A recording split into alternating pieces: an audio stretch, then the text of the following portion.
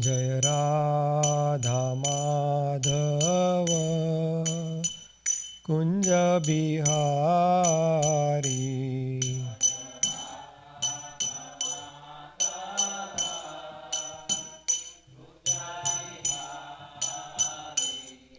जय राधा माधव कुंज बिहारी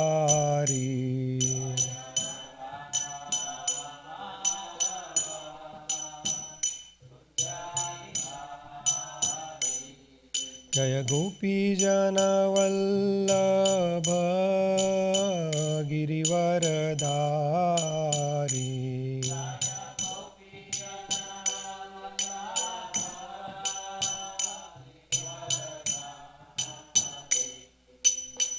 यशोदानंदन ब्रज जन रंजन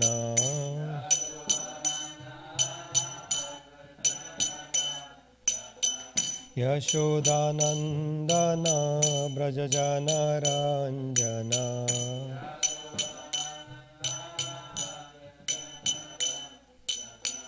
यमुना तीर वनचारी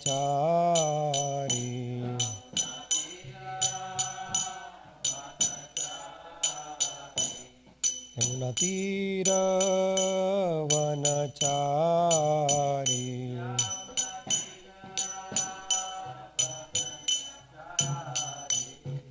हरे Krishna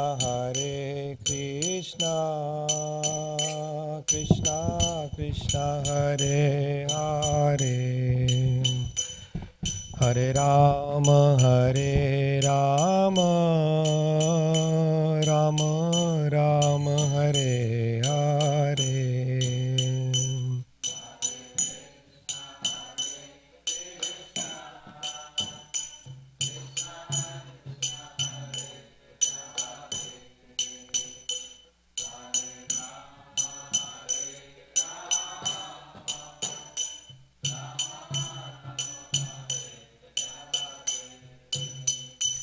Hare Krishna Krishna Krishna Hare Hare Hare Rama Rama Rama Hare Hare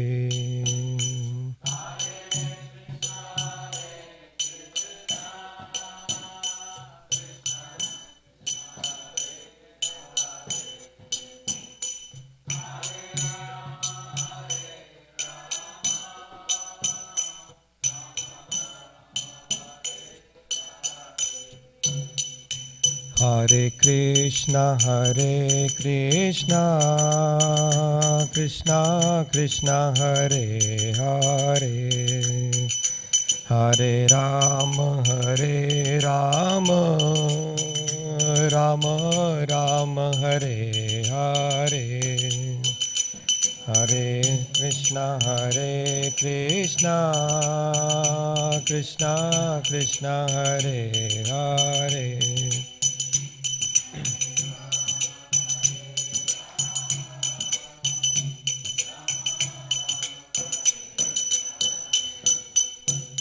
Jaya Radha Kala Chanji Radhe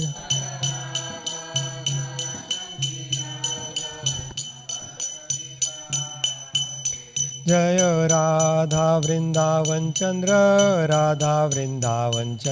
Radhe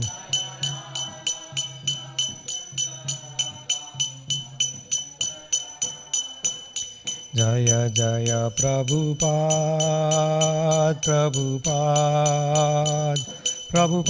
Jaya Jaya Prabhupada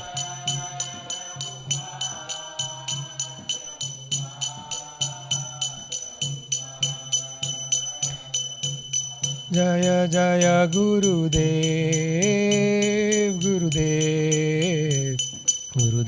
Jaya Jaya Gurudev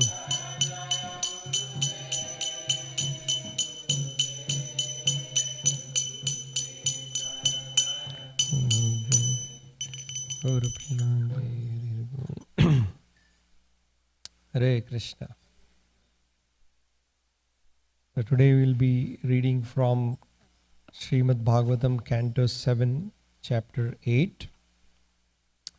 The chapter is entitled The Lord Slays the King of Demons.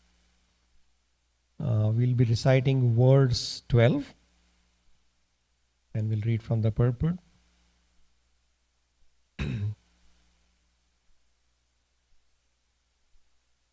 7.8.12.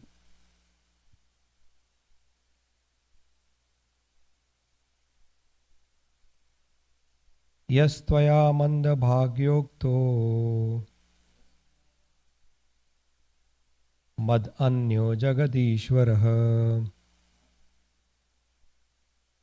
vaso yadi sarvatra kasmat stambena drishyate. Yastvaya manda bhagyokto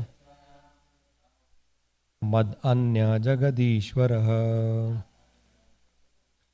vaso yadi sarvatra kasmat stambena drishyate. Anybody wants to repeat?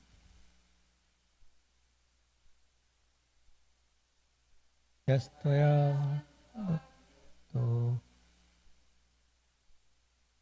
anyo jagadishwarah vaso yadi sarvatra kasmat stambe na drishyate.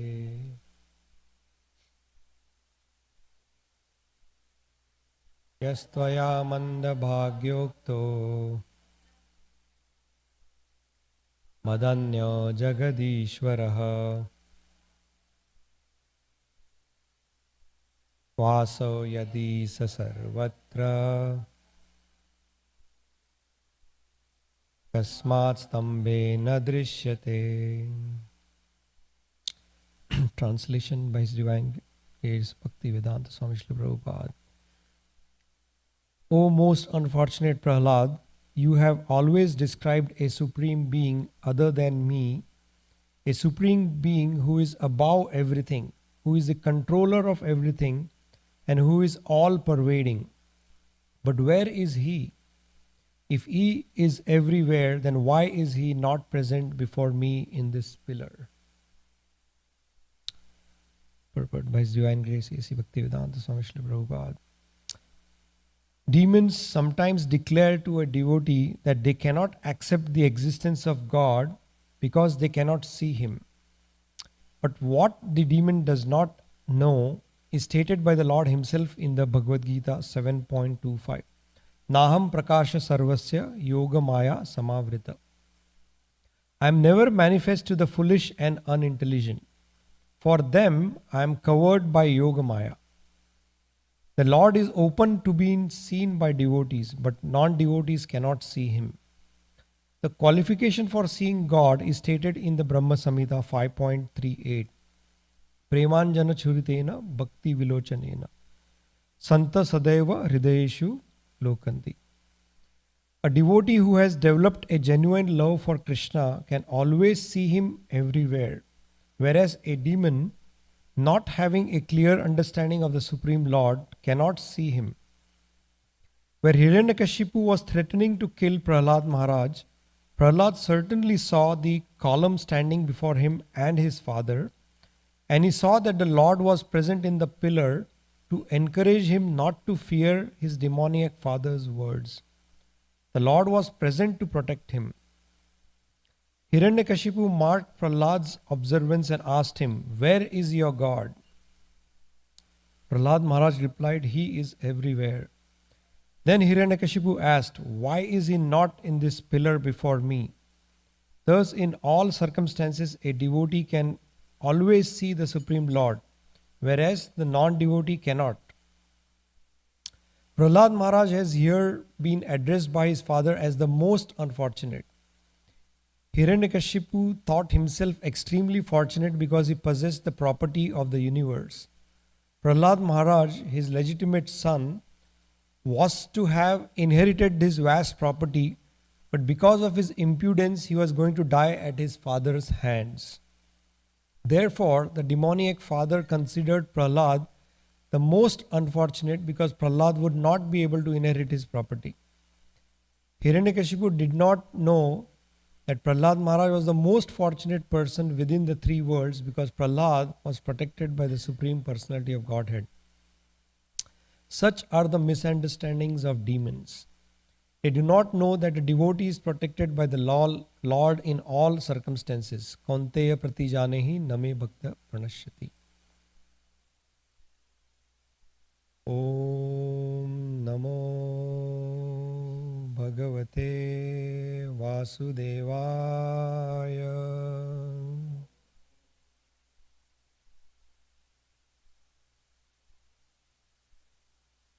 Narayanam namaskritya naram chaiva narottamam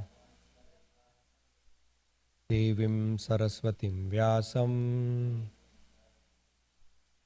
tato jayamudiraye nashtaprayeshu abhadreshu nityam bhagavata sevaya Bhagavati Ruttama-shloke Bhaktir Bhavati Naishtiki Krishnaya Vasudevaya Devaki Nandanaya Cha Nandagopa Kumaraya Govindaya Namo Namaha Om Abhyanatimirandasya Jnananjana Shalakaya Chakshurunmilitam Yena Tasmai Shri Gurave Namaha Shri Chaitanya Manobishtam Sthapitam Yena Bhutale Swayam Rupa Kadamayam Dadati Swapadantikam Jai Shri Krishna Chaitanya Prabhu Nityananda Shri Advaita Gadadhara Shrivasadi Gaura Bhakta Vrinda Hare Krishna Krishna Krishna Hare Hare Hare Rama Rama Rama Hare Hare Hare Krishna. Just tighten this. Okay. Okay. Hare Krishna.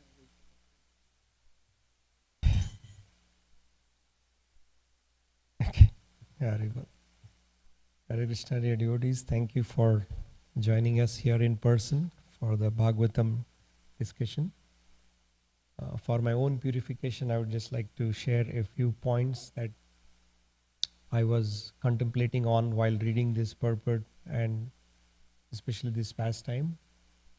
As we all know, this particular pastime of the Lord appearing as Lord Narasimhadev for the protection of his devotee is such a decorated example of the Lord's Bhakta Vatsalya, his desire to care and love for his devotees, to protect his devotees. This goes beyond especially when the Lord appears himself personally to protect a devotee.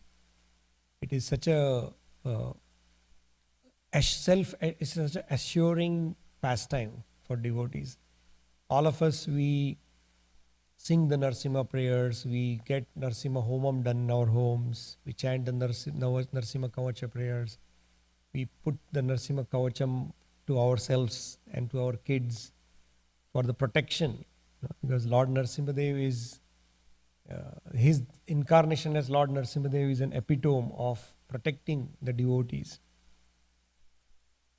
Of course, the Lord always protects his devotees in all circumstances, in all incarnations. It takes a certain level of consciousness to understand his protection on a day-to-day basis.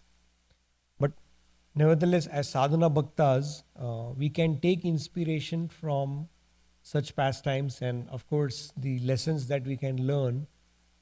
These are some of the things we can carry forward and strengthen our bhakti. So I just thought I would share a few lessons that we can learn from this pastime of Prahlad Maharaj. Obviously the three personalities, primary personalities that are involved in this pastime are Prahlad, Lord Narasimhadev, and the Lord, not Lord Lord Narasimhadev and Hiranyakashipu. So I thought I would like to just share a few lessons that we can derive from each personality in this pastime, starting with Hiranyakashipu, of course. Hiranyakashipu, as we saw in this purport, considers Prahlad as the most unfortunate.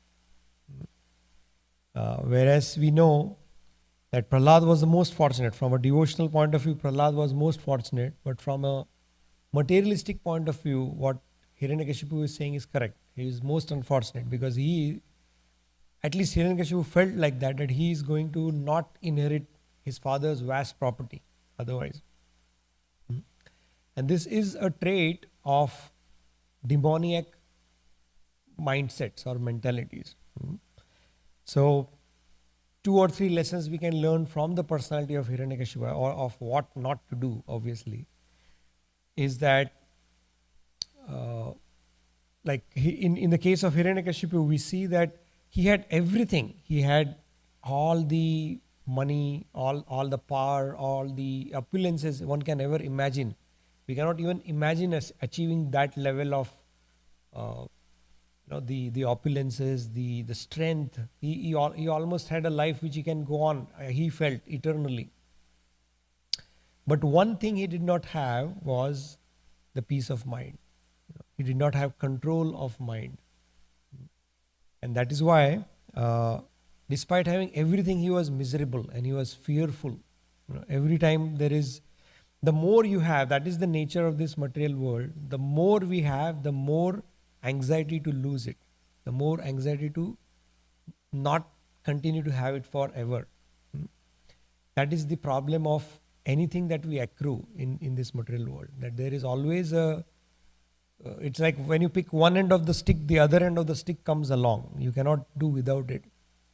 So the moment we have any kind of possessions or attachments, whether it is material things or relationships, there is bound to be a fear of losing it.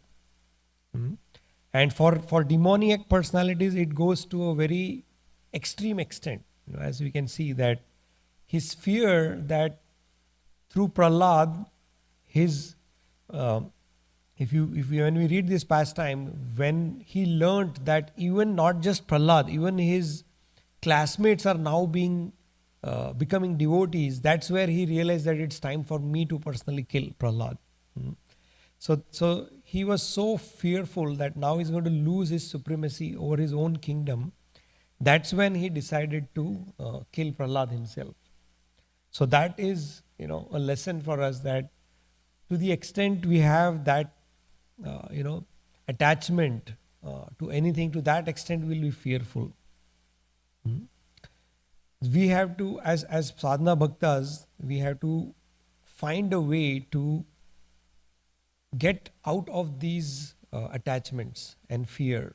Of course, that comes through surrender to the Lord, but that's one lesson we have to understand, that we have no amount of material opulences and possessions are going to make us happy or peaceful.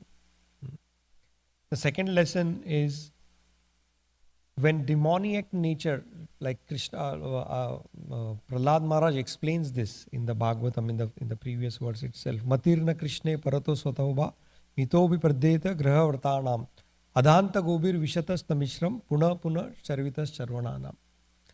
He explains that if our mind and intelligence is not pointed towards the Lord, towards Krishna, what happens? We will be forced to enjoy what has been already enjoyed. Puna charvitas charvananam. We will have to we'll try to extract happiness from something which is no longer giving us happiness, but we are forced to enjoy it. So that is the case, as we can see. And the moment we don't point our consciousness towards the Lord, the demoniac tendencies will rise. And Krishna explains all the divine and demoniac qualities in the chapter 16 of the Bhagavad Gita.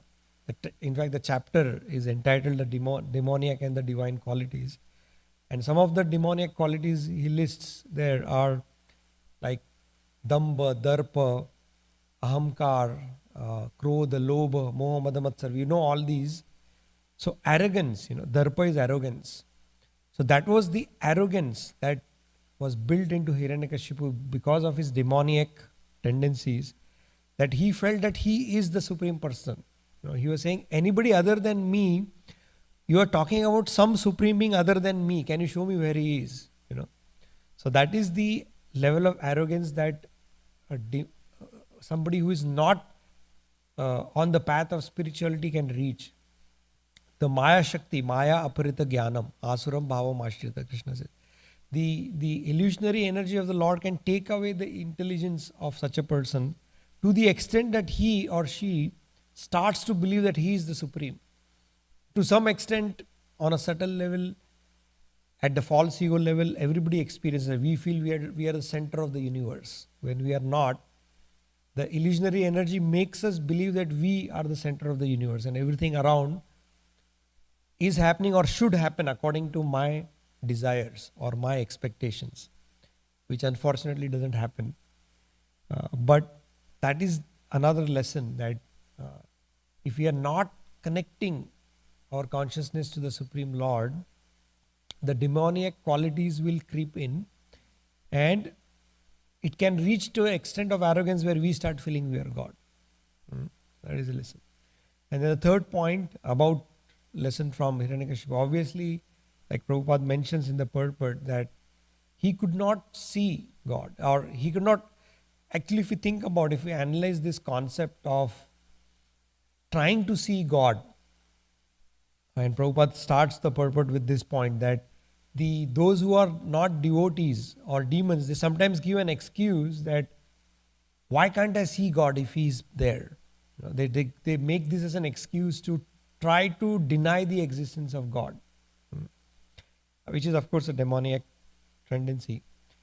The reason, if we analyze this point, what is seeing? Seeing is actually just an experience, right? Everything through the senses, through the mind, whatever the karmendriyas, jnanendriyas, these are just tools. These are different tools for the soul to experience something.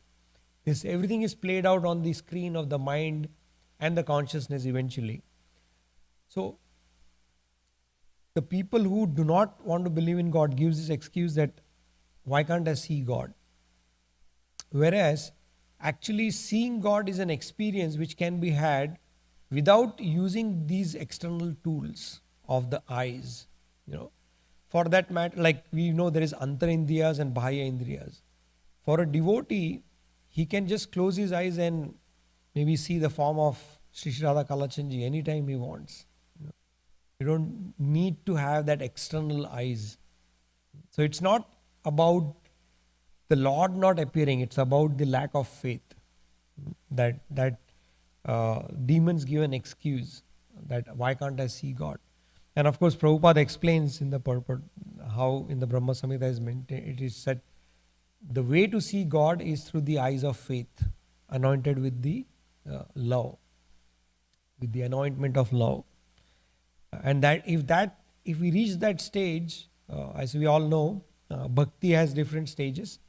It has a stage of sadhana bhakti, which is a long stage till you reach bhava bhakti and prema bhakti, which is the 7th and 8th and 9th stage. Till that time there is shraddha, sadhu sangha, bhajana kriya, anartha nivrutti. Then comes nishtha, ruchi, asakti, bhav and prem. So till we have not reached the stage of bhava bhakti or prema bhakti, in the sadhana bhakti level, we have to have that faith. We have to learn to see God through our experiences, and Krishna helps us remember Him through various ways. In the 10th chapter, He speaks about His opulence. He's saying, "I am the sun, I am the moon." So we can experience the presence of God through so many things around us. Just seeing the sun in the morning should give us the glory of the Lord's presence. We call Him Surya Narayan. He's the living. You can see the Lord in that form, as the sun, or at night as the moon, or all the energies of the Lord which are keeping this material world in place. Like the simple food, the prasadam that we eat, it comes from earth. Earth, if you see, I know the spring season, devotees make their own gardens. You can experience it from consciousness. How? Just put a seed and put some water, and out of nowhere, it starts growing. It's so magical, giving beautiful colors, beautiful smells, beautiful tastes if you do vegetables. So that is how a devotee sees the Lord. You don't have to see Him personally. You can experience and feel the same bliss and happiness by being Krishna conscious. As Prabhupada beautifully has coined our movement as the International Society for Krishna Consciousness, a Krishna consciousness movement. We have to learn to be conscious of the presence of the Lord in everything and at every place and everywhere. So those are like 3 lessons we can learn from. I just, from my own purification, jotted down 3 lessons we can learn what not to do when, from Hiranyakashipu. From Prahlad Maharaj, few lessons that we can learn is that pure devotion transcends birth and any kind of circumstances. If we see, Prahlad was not born in a very conducive family. He was born as a demon. He was sent to a school of demons. His teachers were some of the most, the people who would just not follow any rule forever, for all Shanda and Amarkya. Everybody around him were children of demons, or Asuri pravrutti people of that bhav. Still, Prahlad became a great devotee. So it's not there is no excuse that my circumstances are not favorable or I don't have a favorable birth to practice bhakti.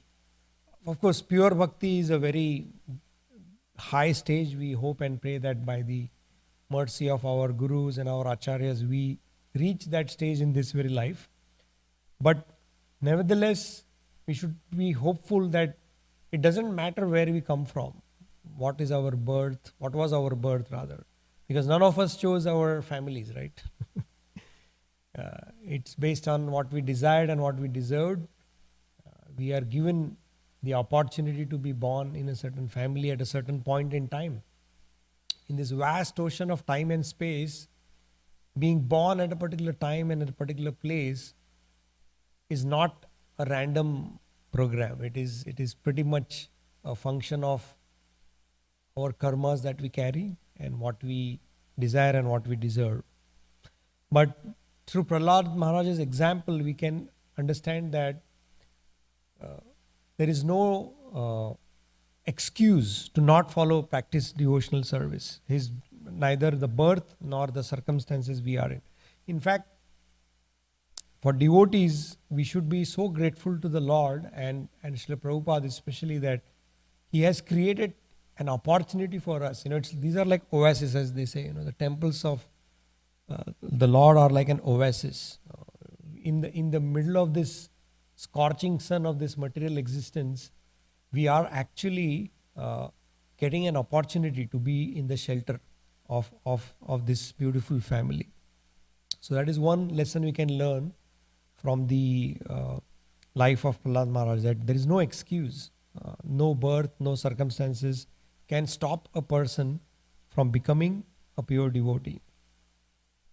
second lesson from Prahlad Maharaj's pastimes and of Lord Narasimhadev is that the mercy of pure devotees gives us the strength to overcome any and every adversities. As we can see from these pastimes, Prahlad was put through so many difficulties. He was thrown in the pot of boiling oil. He was put to burn alive in fire, tried to be stomped by elephants, thrown from the peak of mountains, thrown in a well full of pit of snakes, dread, poisonous snakes. But all through this, he was always fearless. He was always remembering the Lord. As we know, Prahlad Maharaj is an epitome of Smaranam. The 9 processes of bhakti: Shravana, Kirtana, Smarana, Vandana, Pada Sevanam, Dasyam, Sakhyam, Atma Nivedanam. The epitome of Smaranam was Prahlad Maharaj. He was always able to remember the Lord through all the difficulties and adversities in life. And where did this power come from? As we know, we usually think that Prahlad was saved during this decorated example of Lord Narasimha appearing from the pillar and then protecting Prahlad Maharaj. But actually Prahlad was saved in the womb of his mother itself by the Lord, even before this pastime, right? When Kayadu was kidnapped by the demigods, they felt that we have to kill this, because if Hiranyakashipu is like that, what will his son be? We have to nip the flower in the bud, as they say. So they wanted to kill Prahlad in the womb of his mother. The demigods, so Indra kidnapped Kayadu, and the Lord protected Prahlad even then by sending his great devotee Prahlad, his Narad Muni, right? And in the womb of his mother, he heard all this transcendental knowledge. And it is this transcendental knowledge and the mercy of Narada Muni that gave him the strength to go through all these difficult situations.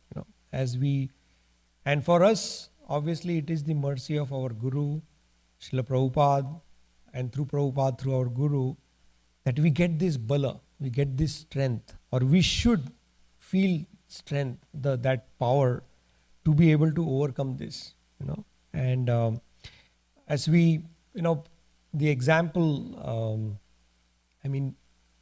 as devotees, all of us have to go through the ups and downs, the trials and tribulations. And it is, in fact, I'm going to steal from Vishaka Mataji is here. Yesterday in the program, she made a very beautiful statement that bhakti is not about having a smooth life. It's about having a soft heart.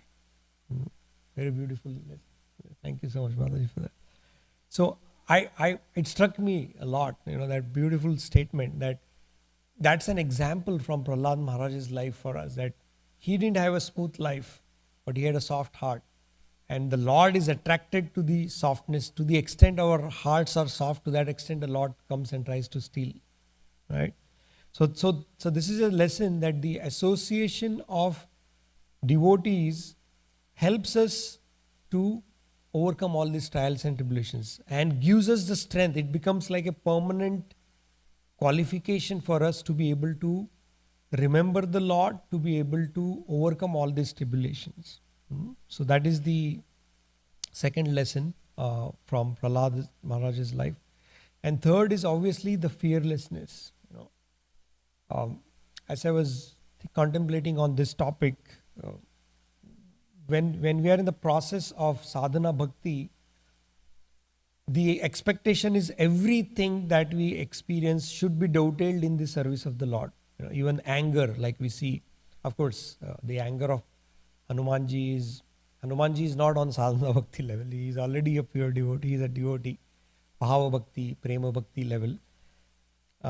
But for devotees at the sadhana bhakti level, it is not easy to attain that level of fearlessness. We become fearful immediately. For even smallest of tribulations, there is fear. But that fear also can be dovetailed in the service of the Lord by remembering the Lord. So the level of fearlessness is that you don't even have to pray to the Lord. You have that complete trust. Like we say in the Sharanagati, right? Anukulyasya sankalpa pratikulyasya varjanam rakshaysyati vishwaso gopatritve varnam tada. Rakshaysyati vishwaso, there is a complete trust in the process of surrender. One of the symptoms is complete trust in the protection of the Lord. Without that trust in the protection of the Lord, there is no fearlessness. The fearlessness comes only when we are surrendered to that level that we have that trust. And Prahlad Maharaj had that trust. But for us at the sadhana bhakti level, we are not fearless. We have the fear, but we have to dovetail that fear by immediately taking shelter of the Lord. Krishna Krishna Mahabhaga Tvam Natham Gokulam Prabho Tratumarasi Pidanna Kupidata Bhakta Vatsala. So, so many verses, prayers come in the Bhagavatam as how we can immediately take shelter of the Lord whenever we see any. That is the right response. That is the right response when we actually experience fear. In fact, the whole material world has been designed for us to eventually be pushed or prodded towards surrender, right? Like one time, I remembered as I was speaking, Prabhupada made this statement in the front of the devotees that this material world has been created for pleasure. And everybody was very happy to hear that. Then Prabhupada said, for Krishna's pleasure, not for our pleasure. And we feel this material world is created for our pleasure, but actually it is created for our rehabilitation, right? It is meant for us to rectify whatever impurities we have developed over a period of time, to purify them and go back to the spiritual world, right? So that fearlessness, that is the purpose of this material world, and hence there will be fear, there will be tribulations, there will be. Krishna orchestrates the life of devotees in such a way that he can accept only a certain level of test that he is due for at that point in time, and then tests him whether he is looking towards me or he is taking shelter of something else. Taking shelter of something else may mean our own capabilities, or for non-devotees it could mean vices or so many other bad company that a person can be. So that fearlessness comes from surrender, and that is such a beautiful lesson we can learn from Prahlad Maharaj. And the same example we can see that the devotees who are surrendered to the Lord have complete trust in Him. Another very graphical example I could think of is the pastime of the cowherd boys when Krishna and the cowherd boys went out to play in Vrindavan, the demon Pralambasur, if I'm not mistaken, he set the whole forest on fire, and all the boys who were playing, they were surrounded by the forest fire and they were caught in the middle of it. There was no way to escape. And what did Krishna tell them? Just close your eyes and lie down. And they all did that. Imagine you are in the middle of a fire, your house catches on fire and you're in the middle of it, and somebody says, don't worry, just close your eyes and lie down. Don't do anything.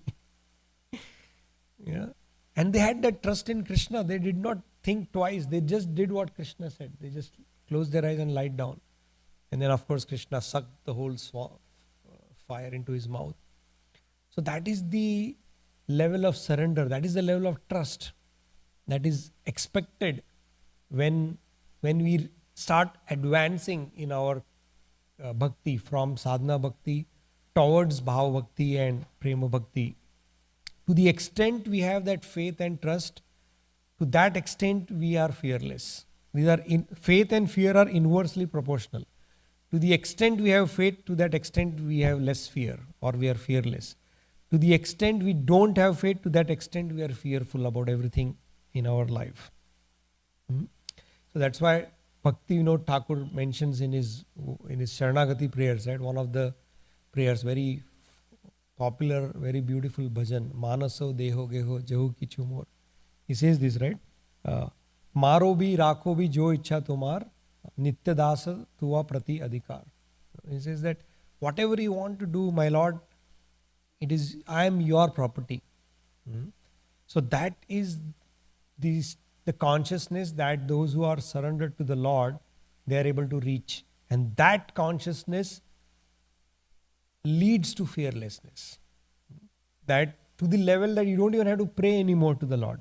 We have to, as I mentioned, at sadhana bhakti level, we have to recite Narsimha prayers, we have to do Narsimha Kavacham, we have to do Narsimha homes to feel the protection of the Lord. And then we have to pray. But for those at the level of pure bhakti, you don't even need to pray. Prahlad did not pray to Lord Narasimha. He was already there in the pillar waiting to protect his devotee. So that is the thing. And then finally, I just wanted to mention the lessons on the third personality. As I said, I wanted to share lessons learned from the three prominent personalities in this pastime, Hiranyakashipu, Prahlad Maharaj, and then of course Lord Narasimha Dev. So the couple of very, very assuring lessons we can learn from this pastime and Lord Narasimha Dev obviously is the fact of his protection, right? Bhakta Vatsalya. Krishna is Bhakta Vatsal. He is very deeply caring and loving, way beyond what we can contemplate or comprehend at this point in time. As they say, it takes one to know one. To the level we advance in our spiritual life, to the level we get purified through our chanting, our service to devotees, service to the deities, to that extent we start experiencing the love and care of the Lord. Start being conscious of the love and the care. He is always loving and caring us. It's only that we do not comprehend it to the extent we should. And Krishna gives these assurances through and through in the Bhagavad Gita, in the Bhagavatam. Bhagavatam is I would say, a beautiful depiction of these promises that Krishna makes in the Bhagavad Gita, right? He says in the Bhagavad Gita 9.22, Ananyas chintayanto mam ye jana paripasate tesham nityabhayuktanam yogakshemam vahamyaham. One who is continuously remembering me, Ananyas chintayanto mam ye jana paripasate tesham nityabhayuktanam. Always remembering me, what do I do? Yogakshemam vahamyaham. I will protect what he has and carry what he lacks.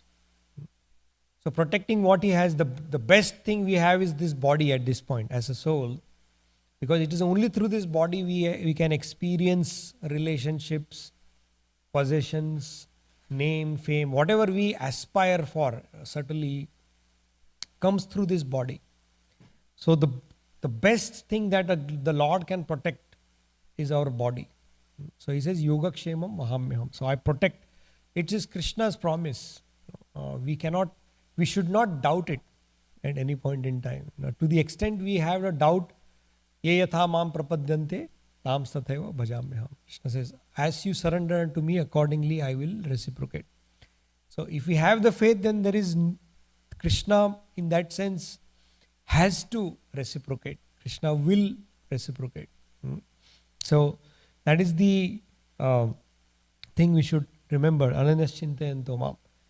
He also mentions so many places, like in the Bhagavad Gita, Tesham aham samuddarta mrityu sansara sagara, that I will take you out of this ocean of birth and death. And then of course the classic promise, Sarva dharman parityajya mamekam sharanam vraja aham tvam sarva papebhyo mokshayishyami masucha. Just give up all other varieties and surrender unto me. I will protect you from all your misdeeds or your papa. We do not know what level of misdeeds we have done, not just in this life before coming to Krishna consciousness, sometimes even after coming to Krishna consciousness, and then even prior. Actually, it's just one lifetime is considered to be just a small Like you draw a bag of rice from draw a fistful of rice from a bag of rice. One lifetime is a manifestation of a very small segment of our karmic balances, right? Uh, so we do not know what misdeeds we may have to suffer, but Krishna is so merciful. The moment we surrender to Him, His protection kicks in. He reduces the reactions of most of our. There are so many examples. I cannot. I can. I don't want to go into those stories about Krishna's protection, of how it comes from, like, he reduced so many past lives of a devotee and accumulated all the reactions in one particular reaction, and then had the devotee go back to the spiritual kingdom. So it is evident in so many beautiful examples from the Bhagavatam that he minimizes the reactions of our misdeeds and gives us only what we can tolerate without impeding our spiritual. Because end of the day, all these, what is the purpose of misery? End of the day, it is meant for us to purify and rectify our consciousness and go back to the spiritual world. So if we are already on that path, why would Krishna add misery to take us away from it? He will give only as much as we learn the lesson and never go back to it. That's why we see sometimes the same circumstance comes back to our life again and again and again.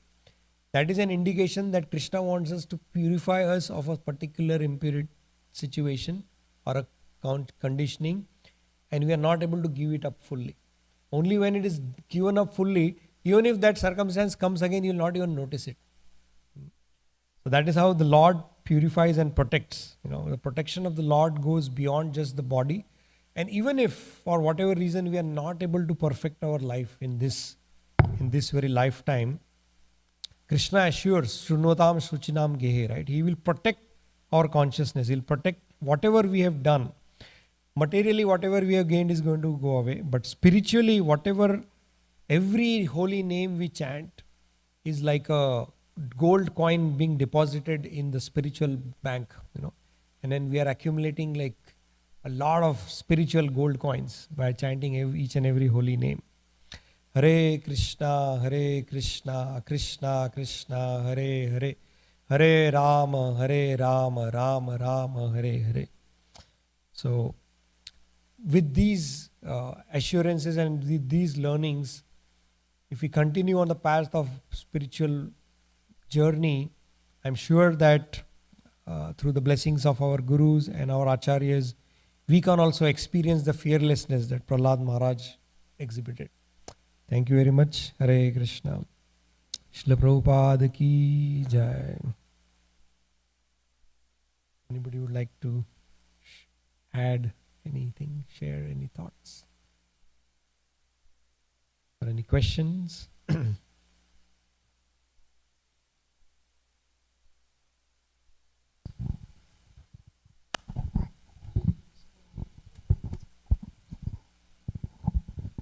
Prabhu, thank you very much for such a wonderful analysis of all the lessons that we should take from these personalities. I have a comment and a question.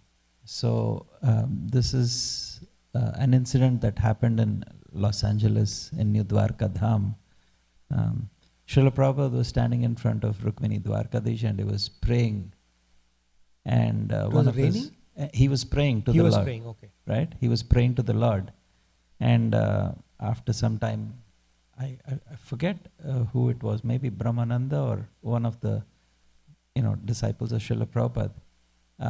He asked Srila Prabhupada, Prabhupada, what were you praying? And he said, I was praying that I should not fall down. And, it was a bit bewildering. It's like, but Srila Prabhupada, you're a pure devotee. Why would you fall down? It's like, that's exactly why, because I'm always praying.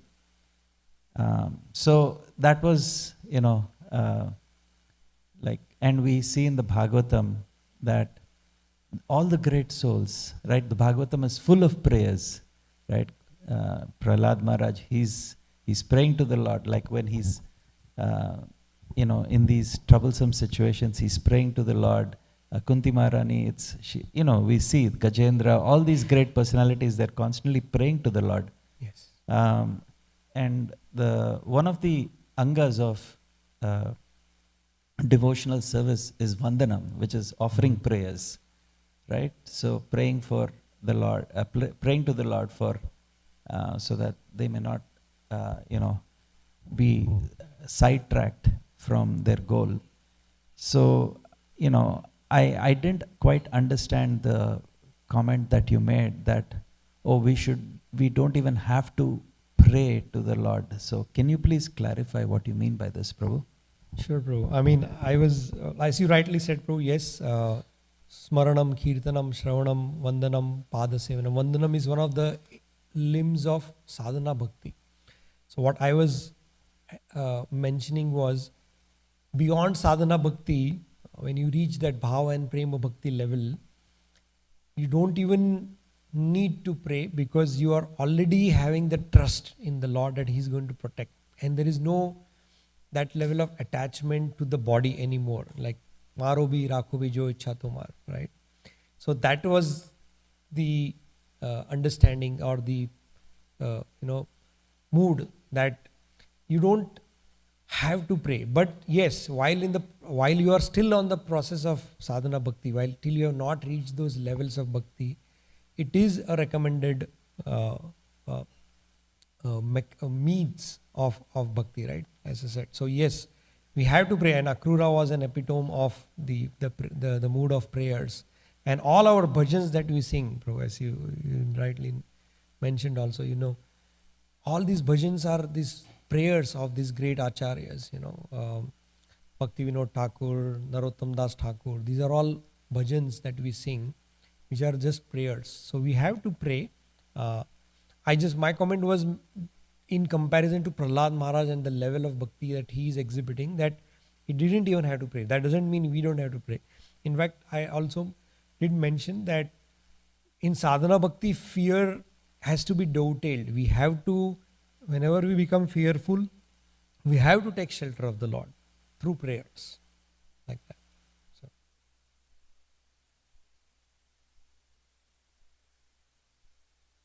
So, you want to use this? Yeah, I think battery is about to be going. So thank you, Prabhu. Thank you for that clarification. So even when you come to the stage of prema bhakti, it is not that you're going to stop Shravanam, Kirtanam, or any of the angas of bhakti, right? So that's where my question was. Like, even when you become a pure devotee, oh, now I'm a pure devotee, I don't have to stop. I don't have to, I will still continue chanting. I will still continue to. Maybe you want to use this?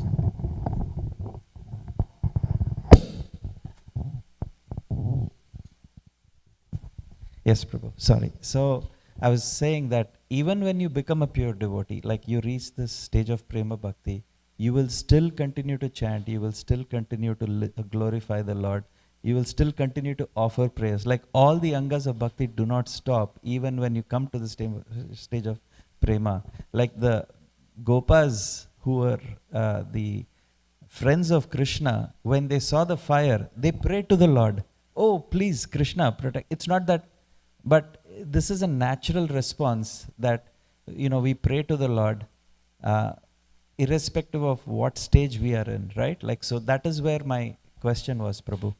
Like, do we not pray, or should we, even at that stage, because we see the Bhagavatam, which is prayers by all the pure devotees, right? They're praying.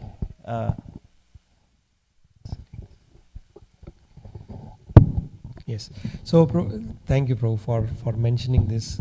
Really appreciate your applying your thoughts to this. So I think you're right. What I wanted to just mention is that obviously I'm not at the level of prema bhakti, so I cannot really say with authority about how much we should use this. But yes, based on what we hear from our acharyas, you are right that we should. It can be used. My 2 cents on this, Prabhu, is that once you are at that level, from the the soul is no longer in the the Maya Shakti. It is in the Yoga Maya Shakti. And then, however, the Yoga Maya wants to engage the soul based on the Lord's to enhance the particular pastime, that's how it goes, right? In certain pastimes, the Yoga Maya will make the soul not even exhibit that thing of not even praying. In some, you will have to pray in desperation, right? So it's those in that Leela Shakti, the same thing can be used in different ways. Is my perspective to it, bro. Very well.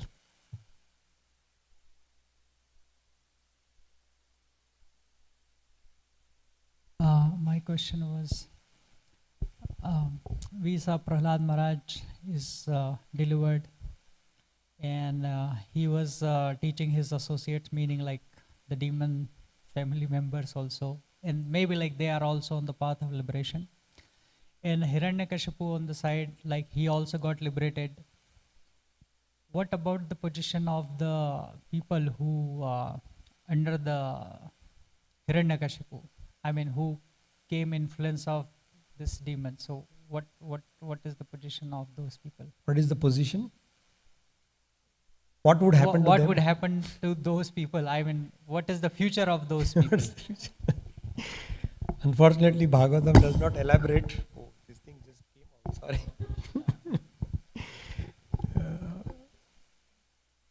Bhagavatam doesn't elaborate, so I cannot speculate on what happened to them.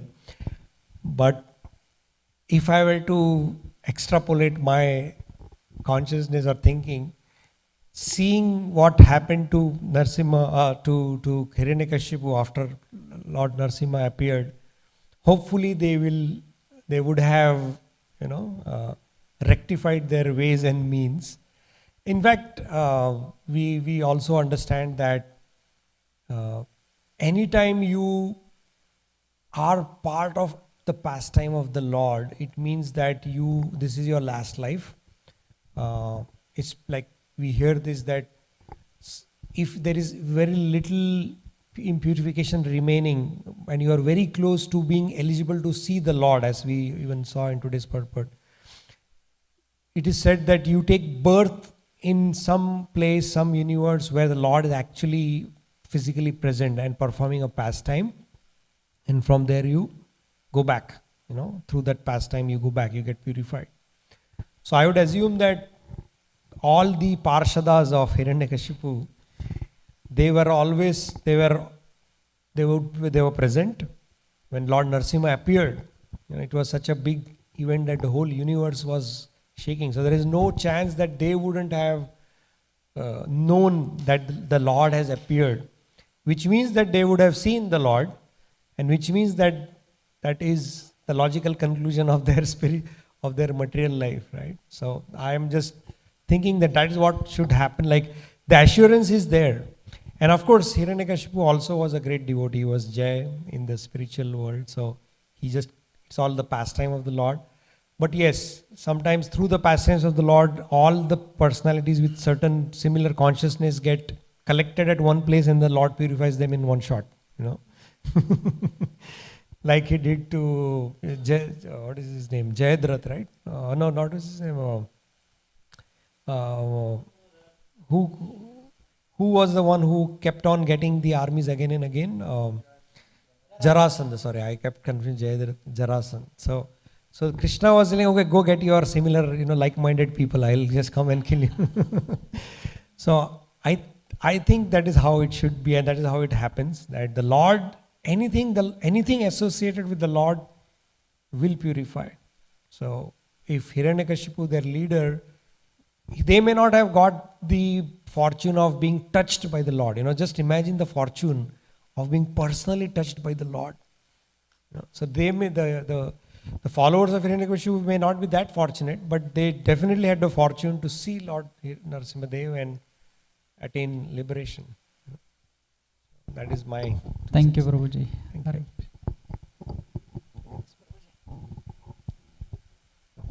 Hare Krishna. Thank you so much, Prabhuji, for giving class. Wonderful points. I was also thinking about this prayer thought. When you mentioned that there's not even it's necessary to pray, you know. And I was thinking, wow, that's amazing, you know, because Srila Prabhupada would say, why are you praying for your daily bread? You know, come on. Like, you know, this point that we have this faith that Krishna is taking care of us. And then I was thinking, you know, but there is prayer. And I was thinking that the Uttama Adhikari, he comes to prayer for the purposes of preaching. His prayers are help others. Even in Srila Prabhupada's case, he's praying for himself only to help others. Don't let me fall down from here. Look at how many people that I have to take care of. Look how many people that I'm trying to, you know, give Krishna consciousness. Please don't let me fall down. I want to help these people. And so the Uttama Adhikari will come down to the Madhyam Adhikari platform for the purposes of preaching. But the Uttama Adhikari,